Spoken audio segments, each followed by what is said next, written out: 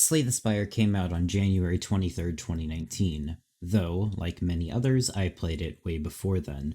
The game is a deck building roguelite where you try to, well, slay the Spire. I'll get into what that exactly means later. This will be a lot lighter toned than my critique of Cyberpunk 2077 because that game was a bit of a mess, and I don't want that to be every video. So, today I want to cover a game that I think is good. I will talk about the four characters to the best of my ability and talk about the game's mechanics and how they feel. I will also be covering story elements despite how there basically isn't one. Even though I do like the game, I will be taking a deep look into the mechanics and characters and assessing whether or not I think they are all good. I also want to say that as much as I like Spire, I don't enjoy playing it as much as I like watching it. I have roughly 30 hours in Spire, and I've watched maybe 100 hours of it. Alright, I will be splitting this up into three sections as I did before: gameplay, story, and my conclusion. Now I will move on to the first proper section of my critique.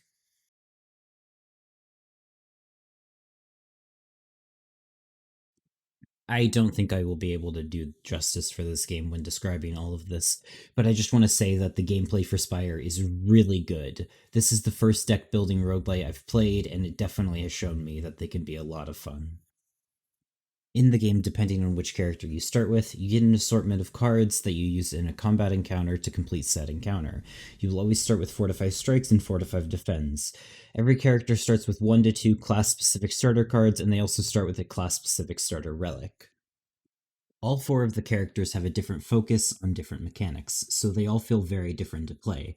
I will be talking about the four characters individually and then talk about how they are overall. The Ironclad is definitely the best choice to be the first character in the game. The character's mechanics are very easy to grasp and learn about, though that does not mean the character is one-dimensional. Ironclad has a lot of depth to make it a decent character. Ironclad's main focus for cards is putting up block, taking damage to trigger cards along with healing, and strength and multi-attacks. The most obvious mechanics to go for in a run are gaining block and strength, and as you play the character more, you get more used to the idea of going for cards that use HP. The biggest issue is that his builds don't have opportunities to synergize. Taking damage cards do not synergize with block cards. Strength gain doesn't really synergize well with taking damage builds, or at all for block builds. They do work together, but not very well. Ironclad just doesn't seem to have the polish that the other ones do. I don't necessarily think this is a huge mistake on their part. I actually just don't think Ironclad's mechanics can easily synergize with each other. I don't think cards could easily be added to make this any better. Overall, the character can be a lot of fun to play, but is definitely the worst one. Now let's move on to the Silent. The Silent is a really interesting character that focuses on poison, card cycling, shivs, and playing many cards. All of these mechanics are really good and all are a lot of fun. The Silent is my favorite character. Getting a good poison or shiv run going can be a great time. Card cycling usually happens every single run, and the Silent almost always plays a lot of cards due to this, and that usually leads to a lot of fun runs. I really don't have any complaints about this character, other than it seems like the character plays many cards every single run. So every single run is just hoping you don't get Time Eater, which honestly makes the character feel like it's sort of the same run every time. So I can't really play this character very much. Though, the character is much better than Ironclad, because it has many character exclusive mechanics, and they all feel really good to play with. Also, they honestly synergize with each other a lot better than Ironclad's mechanics. Card cycling synergizes with everything Silent does. Many cards allow the mechanics to synergize with each other, and it flows very nicely. There are also powers which make the different builds synergize with each other, which the Ironclad lacks. Anyways, the Silent is a really good character, and everything synergizes well. Now I'll move on to talking about the Defect. The Defect is another really good character. Its mechanics are orbs with focus gain and claws, which might not seem like a lot, but orbs have quite a bit of depth to them. The orb system is really good and does a great job of feeling like a completely new mechanic. Playing as the Defect really does feel different than playing as the other characters. It's definitely a great addition to the game, though this is the case with each successive character. Talking about what I think isn't the best about the Defect, I think claws sort of feel like a copy of shivs. I know that they are technically different, but it feels like a less developed shiv for this character. Shivs and Claws are both zero cost attack cards, and the only real difference is Shivs are more developed than Claws when it comes to cards. There are no Claw powers, and there aren't many cards for Claws to begin with. Orbs have been developed perfectly, and they are really good, but Claw feels tacked on to make it seem like the defect doesn't just have orbs. They just didn't seem to develop it enough. Now we'll move on to the final character, that being the Watcher. The Watcher is my least played character, and all of the Spire I've watched was before she came out, so I don't know a lot about her, but I will give my best assessment. The Watcher has many new mechanics, such as her new stances, Wrath, Calm, Divinity are all good additions. Other than stances, she uses Retain, which has been used before, and Scry, which is a new mechanic. The new stances are very neat.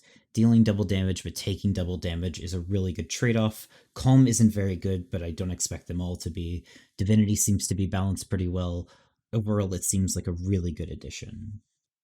Retain has shown up before, but this time it's a core mechanic, and it is really good for this character.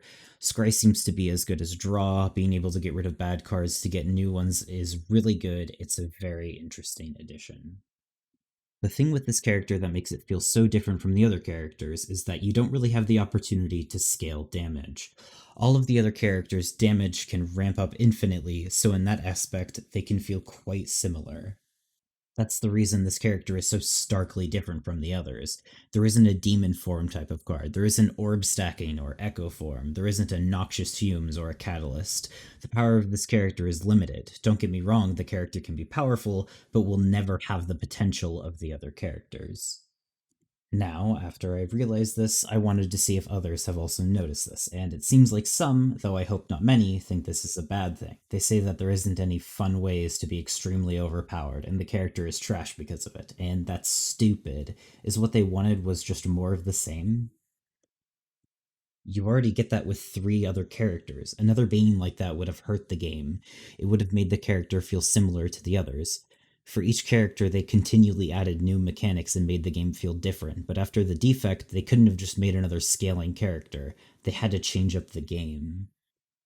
Maybe there was another way to do it good, but I believe this is one of, if not the best way they could have gone about making a new character. What those other people wanted was just more of the same, and that would have been lame.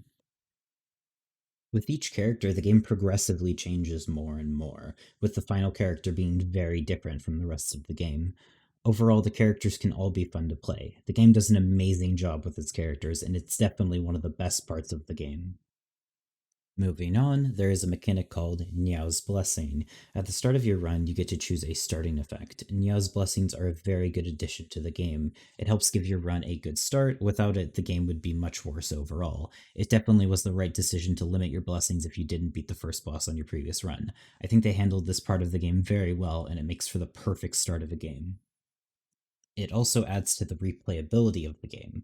The game's replayability is exceptionally high. I know I shouldn't include player made content in a review of the game, but the way mods work and the amount there are, you can play this game an almost infinite amount of times. The modding for the game can add so much depth with stuff like Replay the Spire or the Downfall mod, or the many, many other huge content adding mods.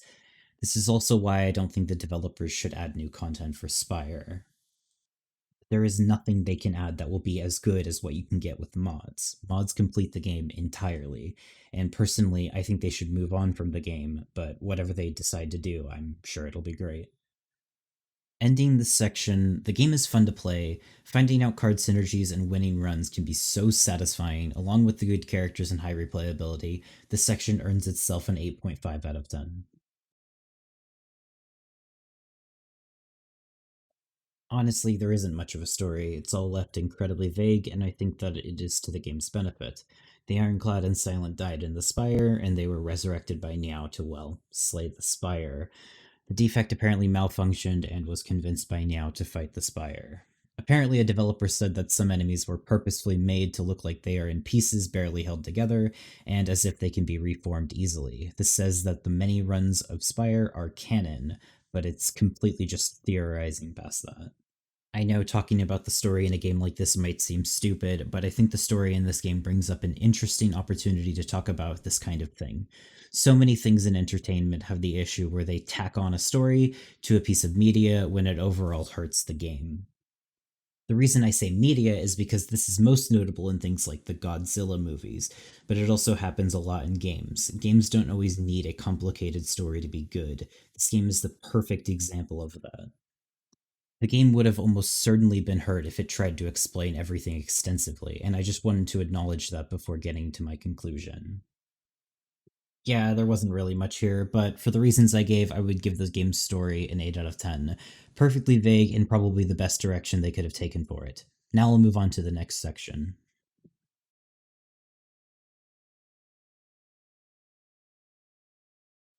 This is something I forgot to cover in my Cyberpunk critique. The game looks good, though it doesn't look as good as other roguelites like Monster Train or Hades. The art style isn't strikingly beautiful, but it doesn't look bad. I do like the card designs, though. There really isn't much to say other than that. The graphics get a 7 out of 10, doesn't hurt my eyes, but isn't exactly beautiful. Other than Ironclad, Slay the Spire's characters are all really good, and Ironclad actually isn't that bad either.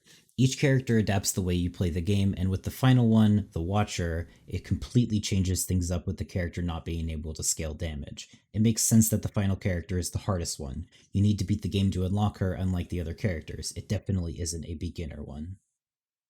The game's replayability is extremely high, and the game is very fun to play. It's hard to criticize a roguelite for burning out, because they all do, but this game lasts for a pretty long time before it gets boring. Mods are also a way to extend the playtime, but at some point, it doesn't matter how much content there is, the gameplay loop will get boring. Because of mods, I don't think there is too much of a reason to continue to add content to the game, unless they have an original concept or idea to completely change up how the game works. The game doesn't have much of a story, but it being vague is the reason it's good. Not trying to make a complicated, overarching storyline made the game better than it would have been if it tried to do something like that. The game doesn't need a proper story. The graphics aren't amazing, but that doesn't hurt the game at all. Not every game needs to have really good graphics. The card designs look fantastic, and that's mostly what's important.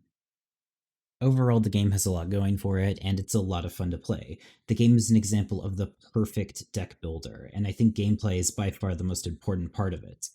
I don't think the other sections should have too much of an impact on the final score, so I think Slay the Spire is an 8.5 out of 10. A blast to play, but I'm really bad at it. I hope this critique didn't upset anyone. I honestly didn't really know the direction to go for this. I just wanted to make another critique while I'm waiting for the next big game I do to come out, and I felt like Spire was the best option. Then, when I started taking a deeper look into Spire, that's when I found out that I was right. I feel like everything I said holds up, but if you disagree with me, then tell me. I'm open to constructive criticism, and I can definitely see how people with more experience with the game almost certainly understand it better than I do. I'm very new to this, and I'm doing this specifically to get better at it, so that stuff would be very helpful. I hope you all have a nice day. See ya.